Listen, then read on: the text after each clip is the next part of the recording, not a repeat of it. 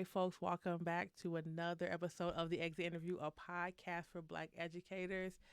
And it's me, your host, Dr. Asia. And as usual, another fantastic guest. And the best part today, I know that a lot of times we have educators that come in and share their stories, and a big part of that is just like the education component. But we're talking to someone who is also a family therapist. So we're going to get into that later because I want to make sure that you all have some tips and tricks to support yourselves as you think about and move towards wellness, and of course for your family as well. Welcome to the show, Josephine. I cannot complain. uh Josephine was in here before we got started wrangling a set of newborn twins, y'all.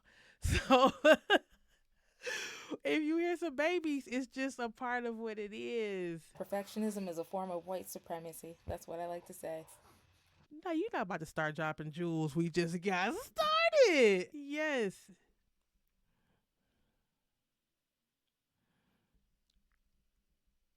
Yeah, yeah, that's so real. And I think that newborns will humble us where we think we got it all planned out and we got it all figured out. And when they get here, all lies.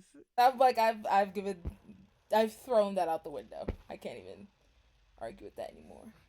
Yeah, yeah, that's so real. And I think that newborns will humble us where we think we got it all planned out and we got it all figured out. And when they get here, Lies. They're all lies. so yeah, we're gonna get started the show. But if we hear some babies, we know what it is.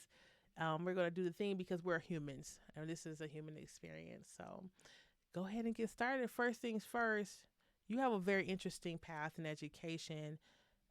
Tell our audience like what made you decide that education was for you, and what's that journey been like? Yeah, so it started actually when I was in high school.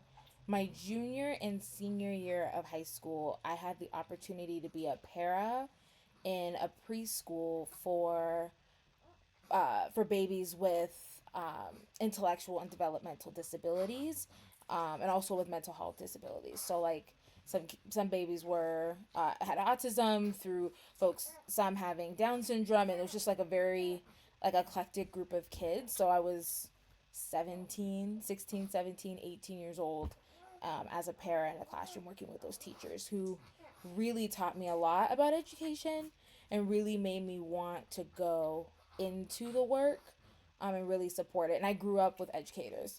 My brother in law is an educator, my sister's an educator, um, parents are educators, aunts, uncles. So I just kind of grew up around teachers as well. But my first experience kind of going into the work myself was then. And as I say, the rest is history. It's kind of just pushed me more and more into the work. So after graduating from high school, um, I ended up doing a history degree, along with a feminist studies degree. Oh, And after that, I really felt like I wanted to go back to that teaching experience. So I ended up applying to an alternative school up in Estes Park here in Colorado and getting in. And it was a residential school, so I lived with, was it 12 or 13 of us that were all in the same house?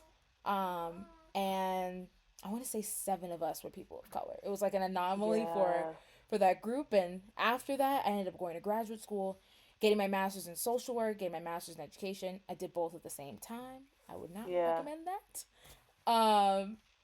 And doing an MFT after, I would not do all at the same time if I were to go back and do it again. But that gave me the opportunity to do a lot of after school programming, work in special education classrooms again, um, doing a lot of curriculum, and I also did some consulting for some nonprofits here on curriculum development. So it's been a journey, and now I'm adjuncting at the University of Denver Graduate School of Social Work, teaching like their yeah. family therapy classes. So I've seen all the way from the very, very littles to adults. There are days where I definitely miss being in the classroom, but I love what I do as a therapist too. I love that. And I want to ask a question, kind of going back to the residential program, because I don't want to skip past that, because you are the first person that we've had that is living on the campus in this way and like being with the students. and you and I know, like I've been up to that campus before, and their concept and everything is really innovative. I love to know like what your mindset was going up there for the first time, some things that you've learned, were there benefits for you, were there benefits for the students? Tell us about that time. Yeah. So I had just finished college and I went up there. I went to the University of California at Santa Barbara. So I was essentially living on the beach, having a very good time. I loved my undergrad experience. I wouldn't change anything or most things about it. But I wanted something different, and I realized like I was getting pretty burned out with the environment, and I just really wanted a fresh start. And I knew teaching was something that I had thoroughly enjoyed, and something that I thoroughly loved to do. And so I thought going to this campus, it's in a different state, it's in the mountains. When I met or we kind of got the picture of all of us in the cohort, seeing like five of us who were black, I was like, this is gonna be so much fun. And it Yeah. was, and I still consider some of the folks from those programs some of my closest friends. Um, I would say that during that time, I very much so learned the importance of taking care of myself. Um, Tell us I, th- about that. I think before then, I was kind of in go mode. Um, I did 4 years of college, 4 summers. I was just very much so dialed into that experience. And I worked while I was in school for a little bit of it, or for a majority of it. And so I never really understood what it was like to really pause and um, not just be in go mode. And being in Yeah. Estes Park, it's so easy to just like pause, take the environment in. You'll see like an elk walk by, and you're just like, oh, there's an elk walking by. And I had never lived in a place that snowed. And the first day I was there, it snowed. Oh, Um, and so I think it really taught me the importance of, okay, there could be all of these things happening that are so hectic and so stressful, but the environment and the community there really showed me that my value wasn't just in what I did. My value was in who I was and the person that I was and how I showed up. So I still credit my instructional coach to this day for why I'm a therapist and an educator, because he not only took the time to care about my well-being as a teacher, he wanted to see my growth just as a human.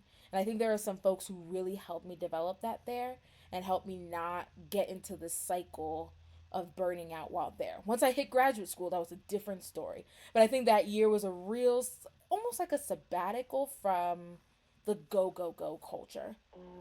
And even though, yes, we were really busy there, our personhood was what came first.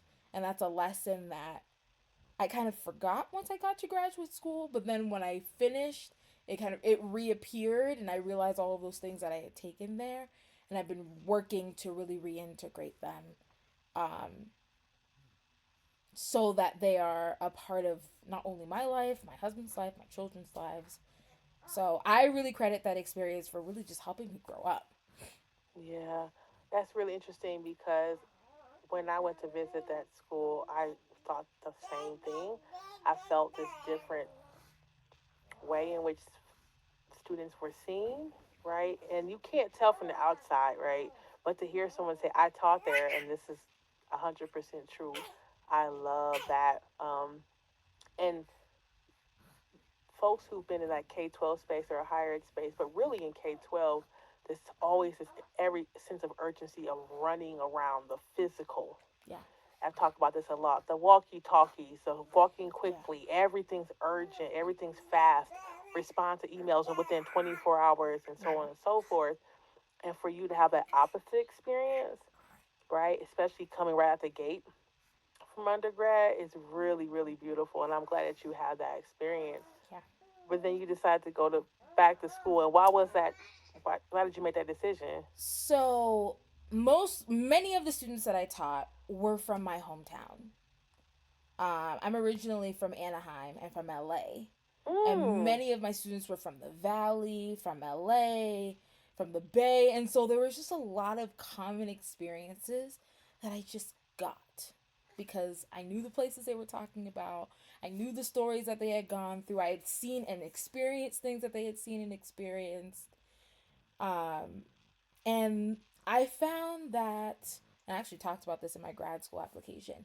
My students, I challenged them pretty heavily, but they also trusted me to take care of them. Like, I'll never forget, I was teaching history and social studies. And so they would write papers, and I would edit every grammar mistake. So they would get their paper back, and it would just be all covered. And I used to use red, all Mm. covered in red, and they would just be in tears.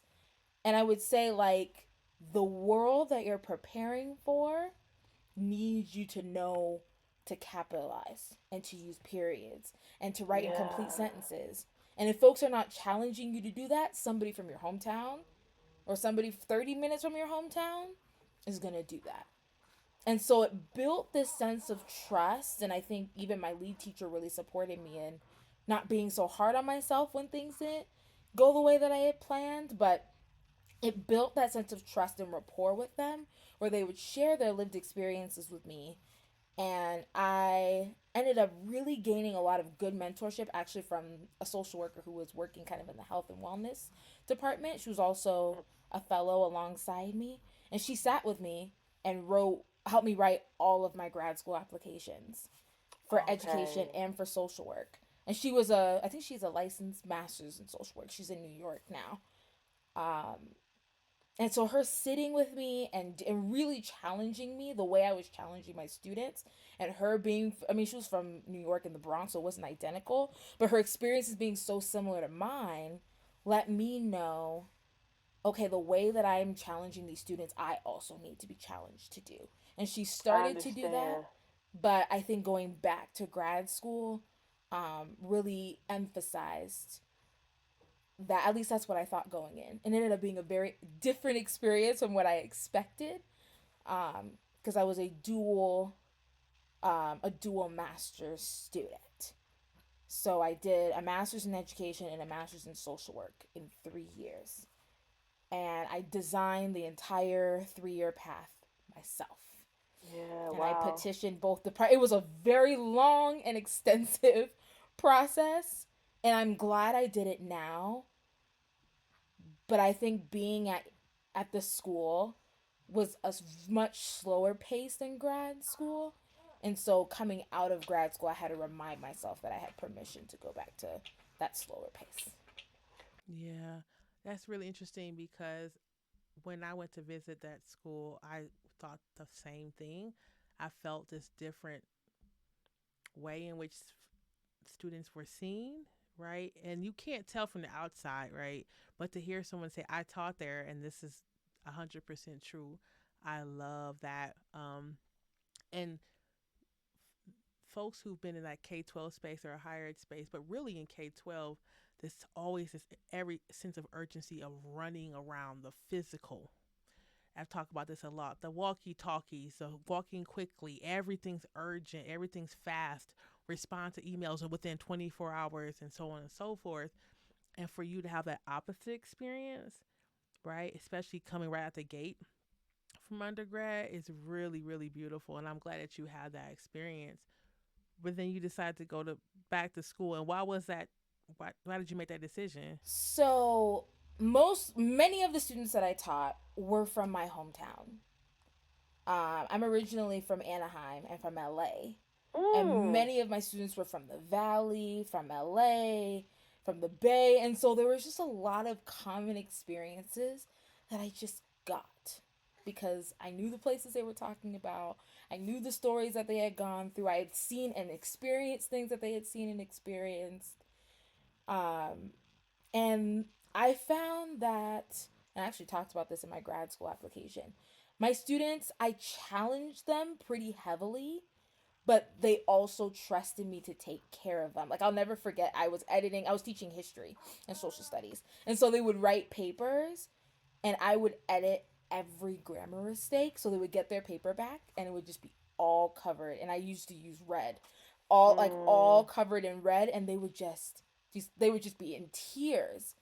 And I would say, like, the world that you're preparing for needs you to know to capitalize and to use periods and to write in complete Yeah. sentences. And if folks are not challenging you to do that, somebody from your hometown or somebody 30 minutes from your hometown is going to do that. And so it built this sense of trust. And I think even my lead teacher really supported me in not being so hard on myself when things didn't go the way that I had planned. But it built that sense of trust and rapport with them where they would share their lived experiences with me. And I ended up really gaining a lot of good mentorship actually from a social worker who was working kind of in the health and wellness department. She was also a fellow alongside me, and she sat with me and helped me write all of my grad school applications for education Okay. and for social work. And I think she's a licensed master's in social work. She's in New York now.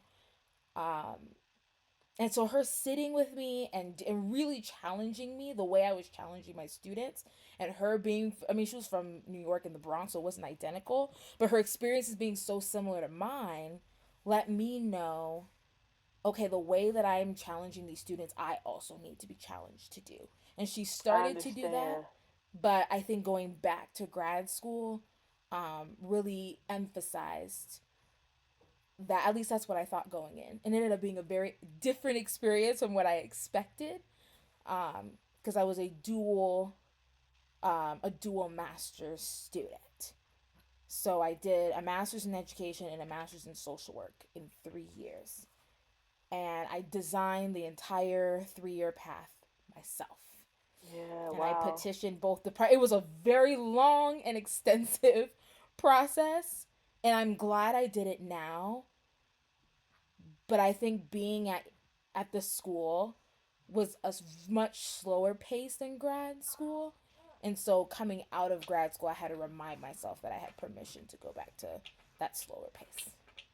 That's interesting that you said that because I feel like sometimes we get into a place where we're in school, getting our master's, getting our doctorate, and there is this rush, and we just keep rushing, right? We're trying to get back to where we used to be, get back in this harmful way, and we don't realize it's harmful, right?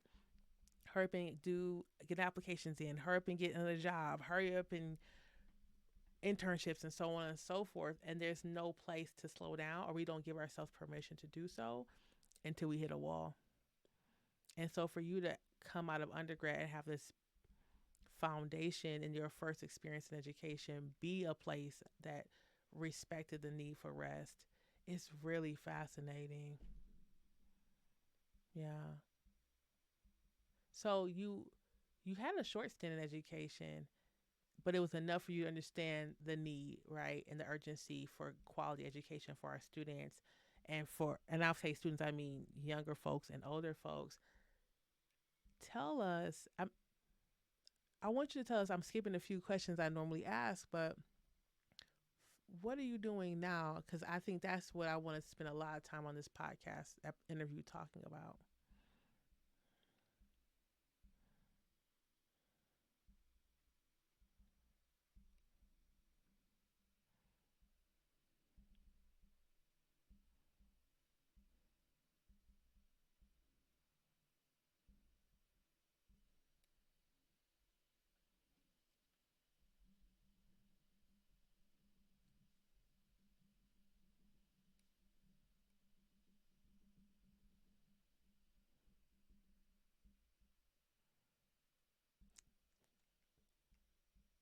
Yeah, so now I own a group practice, and my model in my group practice is that it's a teaching practice.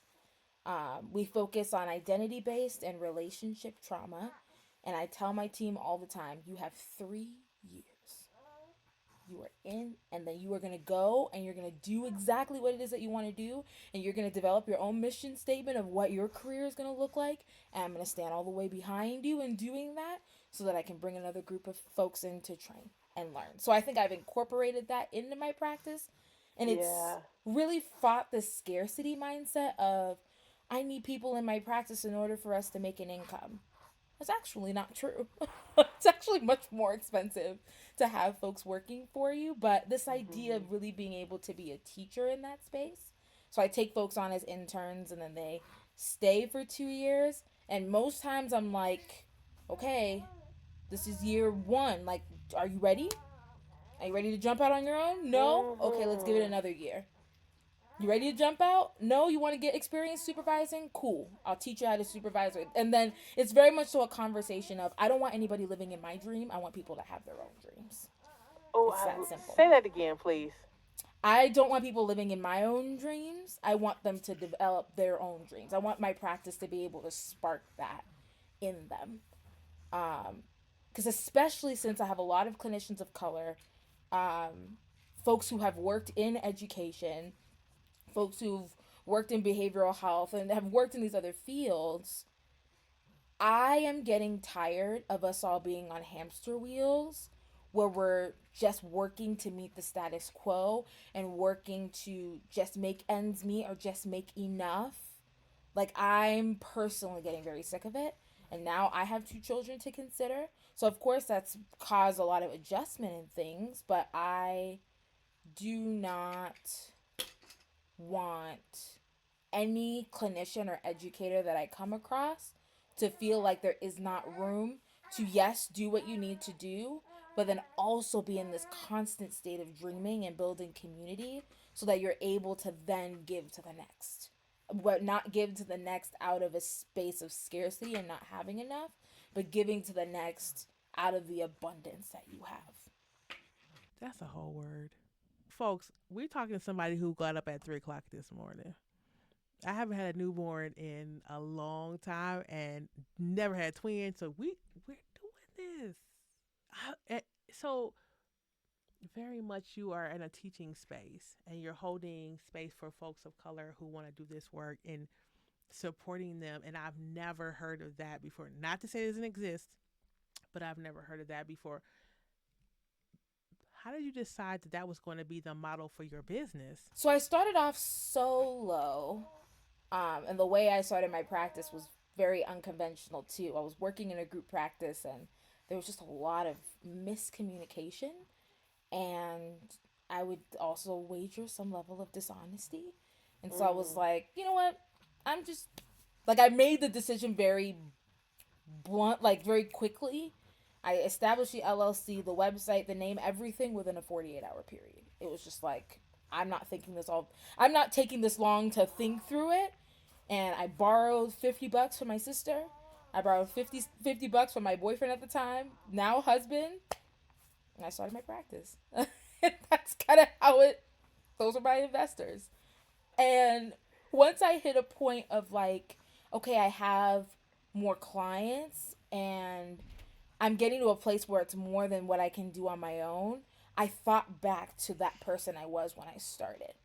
And I never wanted another clinician that came across me and working for me to be in a spot where they had to question whether what I was doing was possible for them. And of Mm. course, have I ran my practice perfectly? No. I've made plenty of mistakes. I don't think you're a good business owner if you don't make those mistakes. Um, but I think there is a piece around knowing who I was when I started in 2021 and when I expanded to be a group in 2023. I wanted for folks to not have to borrow $50 from their partner and $50 from their sibling to start. I wanted them to have everything they needed to be successful. Um, and so that kind of created the model. And I'm building it out now. I learned a lot from my maternity leave. So I'm doing things very differently than I think I would have if I not it didn't have children. I think I used to have this very idealistic, optimistic um idea that like I need to give, but not pour into my own cup in that Mm. working space. So I definitely am now operating differently so I can go back to not necessarily being in not being in scarcity, but being able to show folks that you don't give out of your deficit, you give out of your overflow. Yeah, and that seems to be such a theme amongst all the therapists and healers and coaches that come into the on the podcast is you can't pour from an empty cup. And it seems so it's cliche, but it's so true. It's so true. Yeah, and I like I said, I love the way that you're thinking about this and these iterations of your business. And this $50 and $50. Let me go back to this. So I think that what I found is so many folks that I talk to in community get to this place where it's like it's time to get off the highway. It's time to get off this exit, and I gotta do what I gotta do. And I feel like that's really unfortunate that we want to be in a place with community, whether that's another job or working with other clinicians, and then we start to see the writing on the wall, right? And we have to figure these pieces out. And at the same time, how beautiful is it to have community to say, listen, I need a couple 20s to get this down the road. And our community is like, I got you, right? And so I want to say to the audience out there who's thinking, especially in this time with we're recording this on February 24th, 2025, and this executive order era that we're in, and you're saying, I got to do something else. The climate in my classroom, my school specifically, is just becoming really intense, or any workplace. What can I do?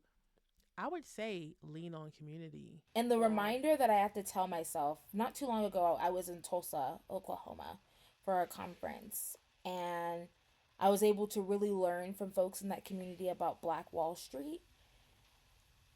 And the piece that was the backbone of that community was Black people owning businesses. Mhm. And I know many times in helping professions, we are like told to think that our degrees are meant to just work within systems, but they're not. When I started my private practice, actually, 50% of my time was going into seeing clients. The other 50%, I was building curriculum for nonprofits and other private practices so that they could have alternative streams of income. So, like, I'm so pro business. I know that's not everybody's stance. Mhm. Um, but even if it's a side hustle, being able to have that sense of ownership over what you do for me has been a form of taking care of myself. Yeah. Can we talk about the curriculum development component? Because I know somebody's going to perk their ears up and say, you're writing curriculum as a therapist? What is that? So tell us about that, please.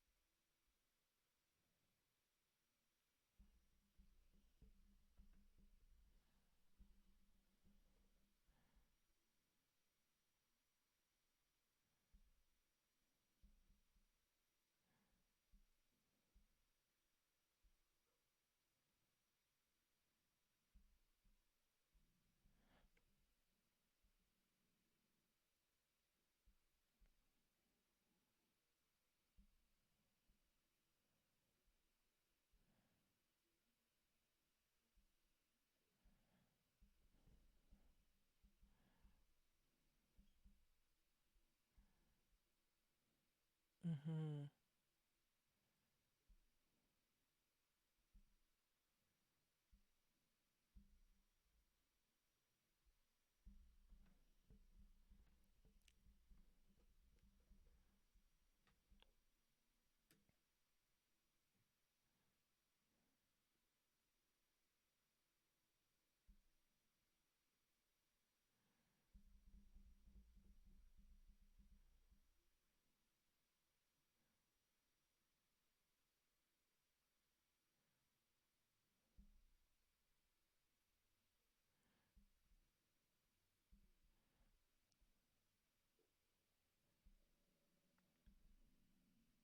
Please. Many times, especially in the world of mental health, there are many clinicians who want to have multiple streams of income in their businesses, but they got the clinical degree.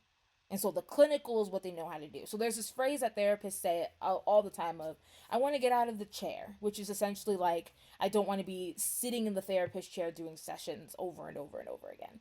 So me being my innovative self and having this master's in curriculum, I thought, well, let me just be an educational consultant.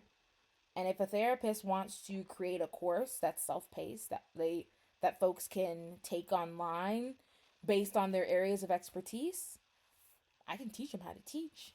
And so I worked with a little more than two handfuls of therapists, um, who now have podcasts, who have courses. Two of them have tutoring programs. Um, One has an ebook and like Facebook group community. Um, so like they were able to just really take all of their clinical knowledge and in order to fight that burnout, be able to provide it in ways that would be more accessible. And therapy can get very expensive very, very fast. And so it Mhm. allowed these folks to be able to take what they knew and be able to provide it at a cost that was really affordable to folks, or for folks who were not comfortable with going into the therapy room. And something that I constantly told folks who I was working with doing this work is that healing, yes, can happen in the therapy room, but it's more likely to happen in community. So you might as well tap into the folks who are never going to go into the therapy room, but still need the knowledge and tools and materials and guidance to be able to get there. And so I did that for a little while. I think there was a lot that I learned about being a consultant through that journey, but the work itself Mhm. I loved. But I just knew it was time to pivot and become a group practice and teach in that way. So I'm grateful I did it. I learned a lot doing it. If folks want to do it, I'm so anti gatekeeping. You can email me and I'll essentially tell you how I did it because I don't want to do that anymore. Yeah. Um, and the work is needed, and therapists absolutely want it. So that I will say. I love this. I love this so much. This is perfect. So let me ask you a question. We brought you on the show. There's no we, folks. I don't know why I always say we. It's me. I brought you on this show because, yes, your journey in education, but also you're a therapist. And the folks I'm talking to in our audience, a lot of them are experiencing burnout, racial battle fatigue, racism related stress. And so I want to ask you, with all your experience, what can, first, I want to ask, what can the educator do to support themselves as they're experiencing these hostile work environments? How can they stay well? How can they sustain themselves in a job that they love so that they can continue to teach? That's the first part. So the first thing I always like to tell, especially my students, is your career does not define who you are. And when you go into the therapy room, and I would argue, even when I was working at DU doing after school programming and helping undergrads learn how to teach, I used to tell them the same thing. What you're teaching, yes, is important, but the people that you are teaching and interacting with benefit from your personhood. They could put anybody into that spot. You know what I mean? Yeah. But Yeah. there is a Yeah. reason why you are the person in the room. You are the teacher there.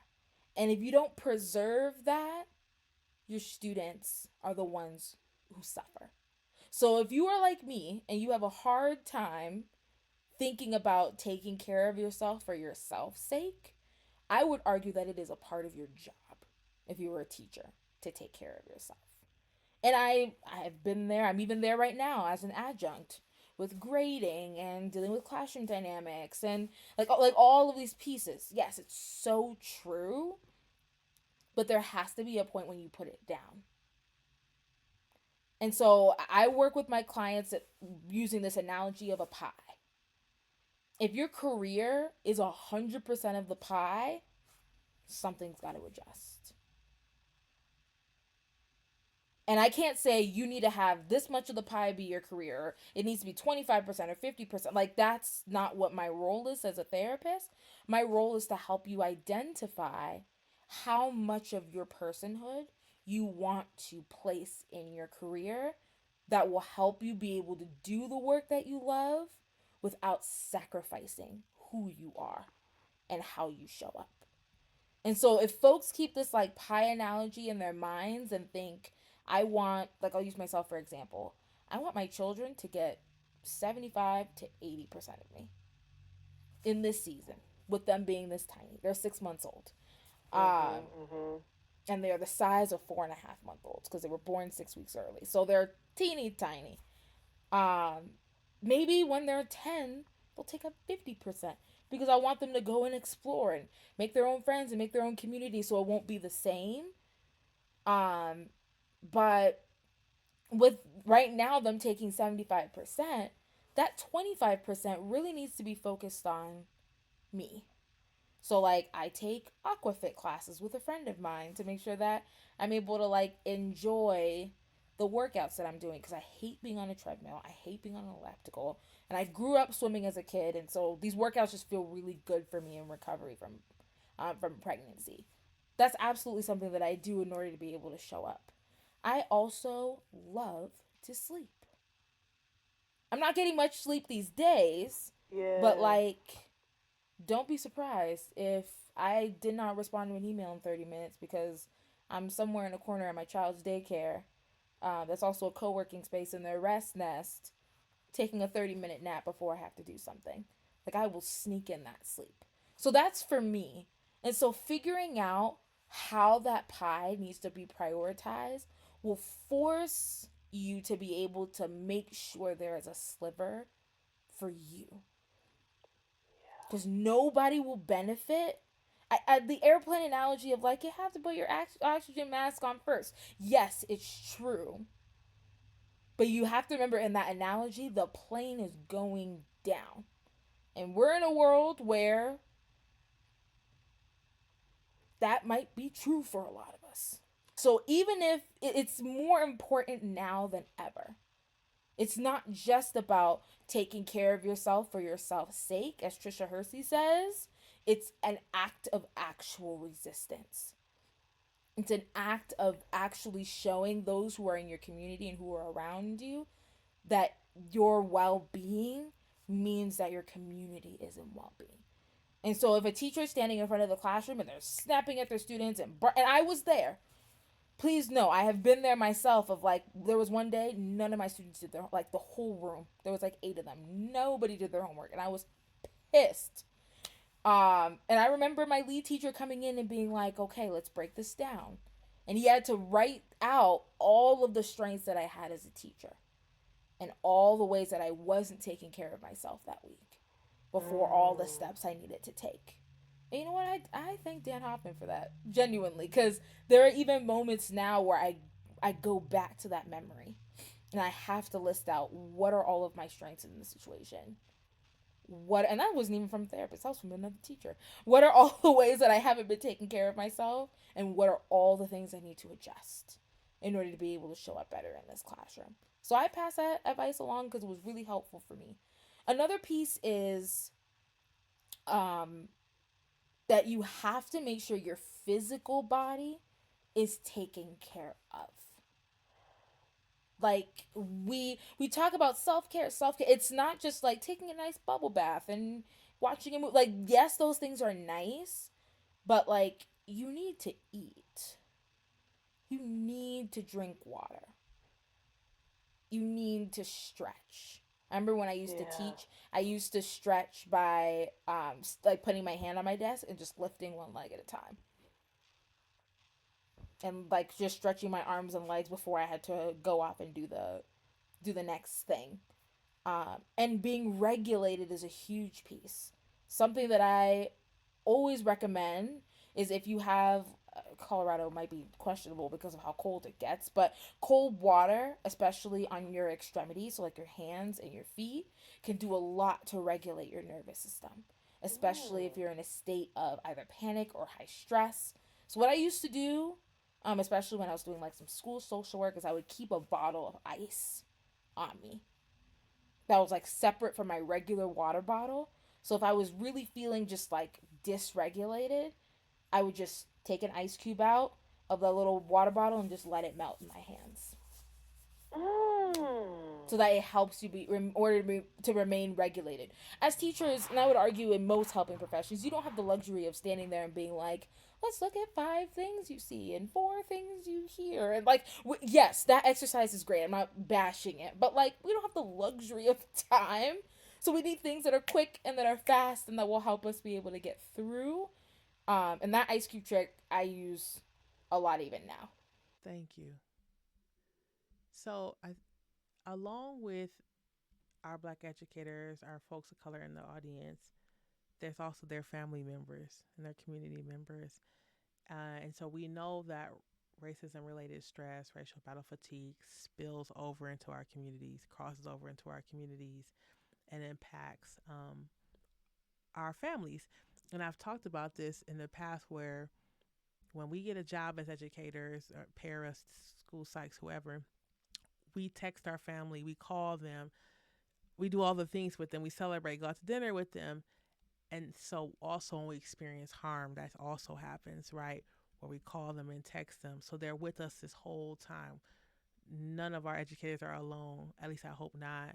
So my question to you is, talking to their family and community, how can they help support that Black educator that's experiencing racial trauma, racism related stress from the workplace? How can they help them when they get home, or even when they're texting or calling at work? What can they do to support them?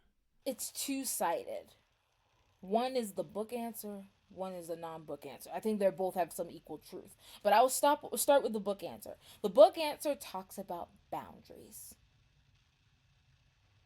Boundaries are essential to keeping us sane.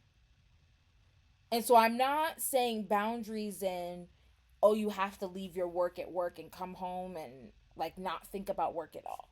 That's not what I'm saying. I'm saying that systems of oppression win the more gasoline we pour on the fire. Mm. Talk more about that. Yeah, so if someone experiences racism at work, or experiences homophobia at work, or sexism at work, or whatever oppression ism at work, and it impacts their ability to function, that further perpetuates and gives the ammunition for it to continue. And so when I say boundaries, some folks like to say you can't let them see you sweat, which I think in some cases is very true. But I think in this particular scenario, the boundary might be, you as a person who is causing me harm do not have the privilege to see my emotions. So you're talking about the family member or this teacher? Oh, I think I was talking about the teacher there. My bad. Oh, that's perfect. That's totally fine. We love that. You could continue that. Well, you know what? Actually, finish your thought and then you can answer the question about the family. Yeah, my bad. And I think in terms of that boundary, them not seeing you sweat means that your family members would inevitably be the ones that are seeing the full reaction. And so for family members who are taking that on, they have to think about how much they can handle, Yeah. because it can be a lot to bear. Like, for example, when I was teaching at SS Park, my now husband was in the U.S. Air Force working on missiles in Cheyenne, Wyoming. And so he had a super stressful job. I had a super stressful job, and we were together. And so I think about that experience, and I think for family members, we sometimes need to be able to yes, hold the space, but also know when we need to call in support to help. So if it is going to therapy, that is an option. If you're like, hey, I think you really need to talk about this with a therapist who's able to give you the tools and resources to be able to help you, that could be option one. But if it's also, okay, we're going to talk about all of these things and how stressful it is for an hour, and then we're going to take time to really rest and take care of ourselves for an hour. So creating some time parameters will also Mhm. help the home not become a boiling pot of of stress. Because I would argue, regardless of whether it's a physical, tangible space or even the relationships that we have, home should be a place where we're able to fully be ourselves. Yeah. And so being able to have time for, just like I was saying with that pie earlier, to have parts where we're not just focusing on what it looks like to heal the problem, but times where we can focus on really taking care of ourselves. Those two things are equally important. And if there are necessary steps to take, like figuring out what it looks like to name harm, or like, yes, time should be made for that. But I always argue that we should do it in chunks so that our bodies aren't so exhausted by the process. It's like what I tell folks in couples therapy when they're in arguments. Sometimes you need to take a 10-minute break, cool off, let the front of your Mhm. brain come back to being what you're working with, rather than that survival part of the brain being the part that you're working with. And I think that's true for this too. If you're able to take some time out and just say, like, okay, we're gonna put this down for a second, really figure out, do we need to eat? Do we need to take a shower? Do we need to drink water? Do we need to go on a walk? Do we need to just watch a movie and hang out? Like, all of those things will help your brain go back to working from the front of the brain in order to figure out, even if it's not solving the problem, figuring out what it looks like to support somebody through a problem. But I think it's essential that as family members, we are not demanding like what it is that folks should do, but we provide suggestions. And if we need to take breaks from it, we take breaks from it. But then also knowing that if someone's operating from that back of the brain survival space, they're not going to be able to join you in being in a place where they're Yeah. able to make decisions. Yeah. So I always like to tell family members to really work on, yes, working through the problem, but helping folks really move out of that survival place into the decision making, which usually comes through incorporating some level of, many folks call it self-care, but like just community care, like resisting through rest, active play through conversation, and just allowing yourself to be human outside of the problem. Mm, thank you. That's really good. This idea of too of capping the time in which we discuss a situation is huge. I remember when I was getting my doctorate, I was interviewing families of black educators about racial battle fatigue, and I remember two sets of families said the same thing. They didn't know each other, separate situations. They both said, if we're not talking about the racism happening in our schools or in this person's workplace, we wouldn't have anything to talk about. And I think it was because of that. So much time was taken up talking about, well, she said this to me, she said that to me, or help me navigate this conversation that's going to happen next. That they ended up all they talked about, and this was like a husband wife, and it was also a mother daughter, where it was just taking up so much space in the relationship that other parts of their relationship, other conversations kind of just went to the side. And we know that was damaging to the relationship. Right. And so I always like to say rediscovering hobbies or forms of connection that establish the bonds that you have is a great way to resist racial battle fatigue. Because what racism and really any ism is fighting is the idea that we can be ourselves and be intersectional, and we many different things can make up who we are. Racism operates in a monolith because there are stereotypes that are just associated with that one part of self. But if we focus on creating a very intersectional, multi-identity based like view of ourselves and the communities that we have, then we're able to discover new parts. Like, I'll use my husband for example. He's a tech guy, but he loves using his 3D printer to like print out different things and like make different, and it's like kind of how he uses his creative side. Mhm. So even when he's dealing with all of the stress of the military or even the stress of IT, and he's able to come home, I have multiple baskets of yarn and crochet hooks and things that he's just, or like figurines that he's just like, he took the time to make me. And Yeah. that was something that we were able to talk through and have that be a whole new part of our relationship. So even like the basket where I put all of like my makeup and stuff, he made. And he asked me, Mm. how big do you want it to be?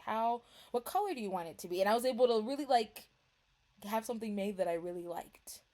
Um, and I still treasure it. And it allowed for that part of our relationship to be able to get better so that we weren't just talking about all of the stressors. My And husband is a dude's dude. You know, like he's a yeah. dude. And he's the fact that he's able to use his 3D printer, and of course he makes his Star Wars things and he makes all his dude things, but he definitely wanted to make sure that he could connect with me that way. I love that so much. And I love that you gave this example of something that will be considered feminine or girly with this making creation of these baskets and saying like everything is for everybody. Making the baskets and doing the and also rediscovering that you're never too old for creating new hobbies or figuring out new things and connecting with your spouse or your child or your whoever you're staying with or living with or in community with. Thank you for sharing that. I really appreciate it. So, two more questions. The first question is we're talking about this and you're already on the same vein. For you, what does it mean to be well?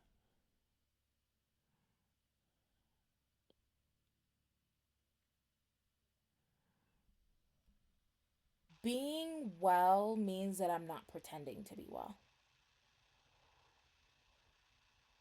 Say it again for the folks in the back. Being well means that I'm not pretending to be well. And I will tell you, I am very good at pretending to be well. Um, Especially being pregnant very recently and all the changes and things that came up with my practice while on my maternity leave, I spent a lot of time pretending to be well. And I think I now, and it tells us that we're constantly in evolution. Um, and me being well meant, okay, this is all chaos here on the side.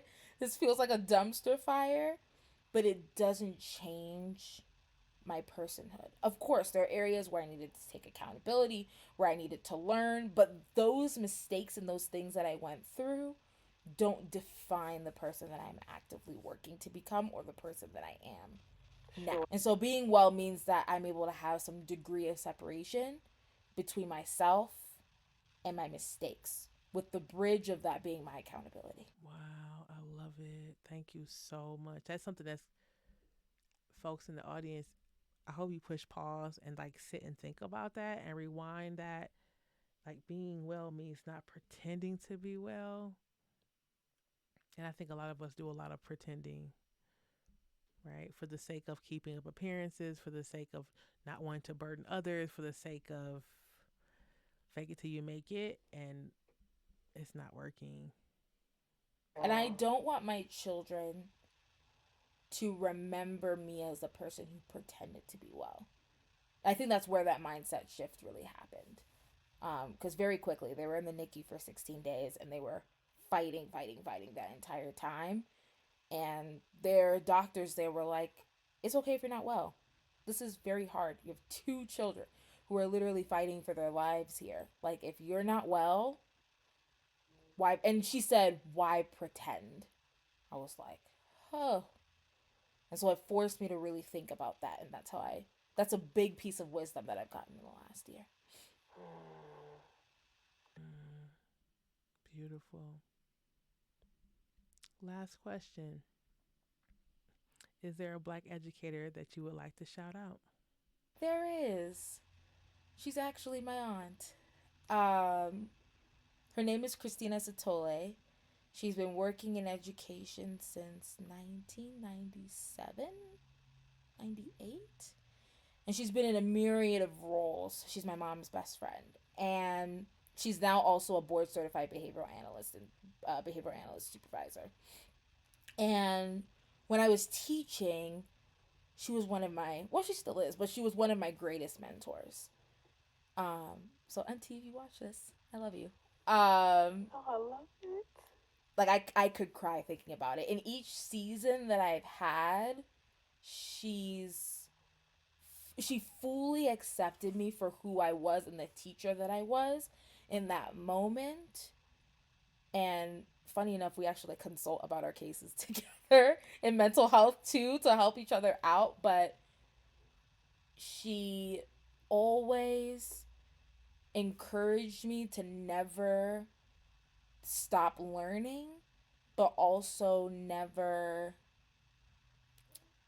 feel like there wasn't room to grow and room to change. And I think she's the perfect example of being, in my life, of being well. Because even when she's stressed and all of those things, she knows really well how to separate that from her identity and herself. And she's very good at like really introspectively thinking about how she wants to show up for others. So I mean, I want to be her when I grow up in many ways.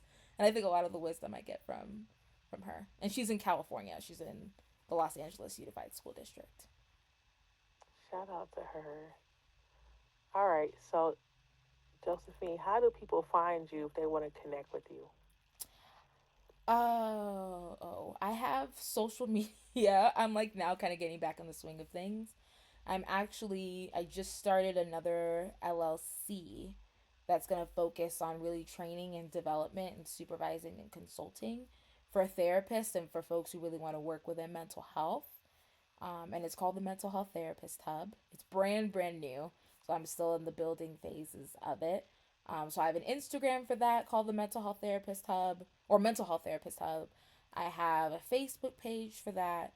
But folks are also always welcome to email me.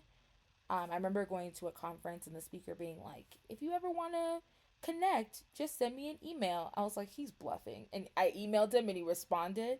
He's like, of course I'll mentor you. I was like, oh. So That's I will say awesome. the same thing. Like, if someone's listening to this and they feel like they don't have that sense of like mentorship or community with other folks, you can email me at hello@thementalhealththerapist.hub.com. Um, and I'll be down to always meet up. That's awesome. All right, folks. This wraps up our show. Josephine and Powell, thank you so much for coming on. We wish you success in your businesses. And the twins are asleep, I think, because they've been quiet. Folks, make sure to check out the show notes to get all the information on how to find Josephine and make sure to follow her. Definitely connect, and we'll talk to you all on the next episode. All right, peace.